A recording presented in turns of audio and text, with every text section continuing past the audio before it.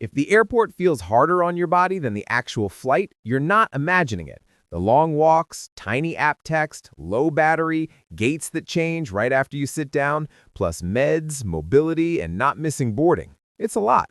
So today, I'm giving you 13 quick tips to make airports easier. Less standing, less stress, and fewer surprises. Stay with me, because near the end, I'll show you a free shortcut that can save you a brutal line. Let's make your next airport day feel lighter. Tip 1. The extra tab that saves you money before you even pack. Right before you hit pay, add one extra tab.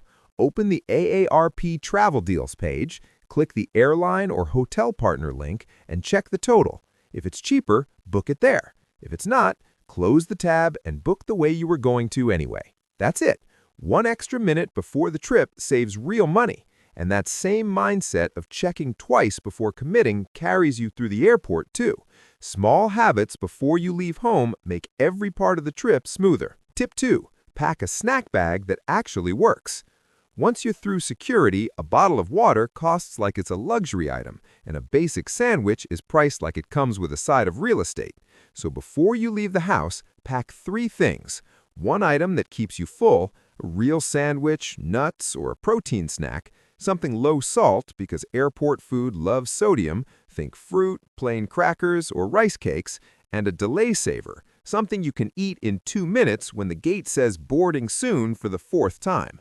Quick TSA reminder, solid foods are usually fine, but anything spreadable like yogurt or peanut butter gets treated like a liquid, so keep those travel size or skip them entirely.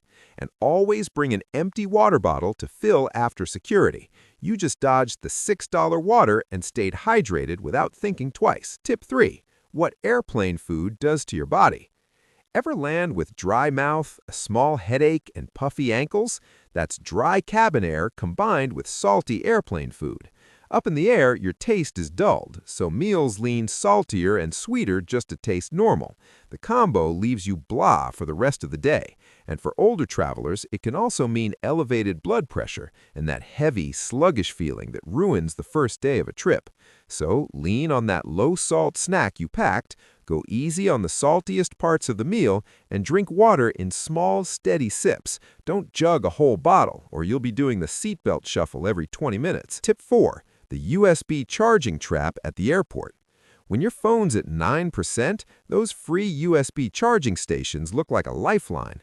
The issue is, some USB ports carry data, not just power, so you're connecting your phone to a device you don't control. Simple fix. Use a regular wall outlet with your own charger. If you can't find one, use a small power bank. And if you ever have to use a public USB port, use a data blocker, a tiny adapter that lets power through but blocks the data connection entirely. They cost about $10 online and fit on your keychain. Your personal information is worth that $10. Tip 5. How to avoid getting stuck at the kiosk. Airlines keep pushing everyone toward kiosks and apps, and one wrong tap can snowball fast. What saves you the headache is getting help before you touch the screen. Look for the roaming staff member with a tablet or airline jacket near the kiosk area and ask for help first. The key is timing. If you start tapping, get stuck, and then wave someone over, you've already created the messy situation. Ask up front and you stay in control the whole way through. And if no staff member is visible, go directly to the check-in counter. You are always allowed to use a real human being. That option hasn't been taken away, even if the airport layout makes it feel like it has. Tip 6. The 2-photo habit before you check your bag. For a lot of travelers, a lost suitcase isn't just annoying. It's medications, medical gear, and the stuff you need to function. So right before you hand your bag over, peel off every old baggage tag you can find, because leftover stickers can confuse scanners and send your bag on its own adventure. Then take 2 photos, one of your suitcase and one of the new bag tag. If something goes missing, those photos save you from trying to describe your luggage like a missing pet. And anything you truly can't replace, meds, hearing aid supplies, medical device chargers, or CPAP equipment, keep that in your carry-on no matter what. If your checked bag gets delayed by 24 hours, your carry-on should have everything you need to get through the night. Tip 7. Where your passport disappears at security. This can vanish in 5 seconds. Don't leave your passport loose in a tray. The end of the belt is where everyone gets rushed. Shoes on, laptop grabbed, jacket snatched, and that's exactly when thin documents blend into the tray and get forgotten. It gets worse if you get pulled aside for extra screening. Your tray keeps moving while you're stuck with TSA. Give your passport one permanent home every single time, a zip pocket or small zip pouch that you use for nothing else. Hands full, passport goes back in that spot before you touch anything else. No exceptions, no just this once. Consistency is what keeps it from disappearing. Tip 8. Why TSA swabs your hands and what to do. If TSA wipes that little white swab across your hands, they're checking for traces of certain chemicals, not germs. The frustrating part is you can trigger it without doing anything wrong. Heavy hand lotion, gardening residue, certain household cleaners, or even handling large amounts of cash can set off a false alarm. Give yourself an easy win. Wash your hands before you get in the security line and go light on thick creams that morning. If they swab you anyway, stay calm, cooperate, and don't explain yourself in a rush. 99% of the time, it's a quick check and you're right back on your way. Staying calm is genuinely the fastest way through it. Tip 9. The gate navigation trick that saves your knees. Have you noticed how your gate is almost never straight ahead after security? It's like the airport is allergic to a direct line. Right after security, before you get pulled into the duty-free crowd, open the airport's interactive map, type in your gate, and pick the simplest route. Elevators, accessible paths, whatever keeps you out of unnecessary stairs and escalators. Then keep your eyes up.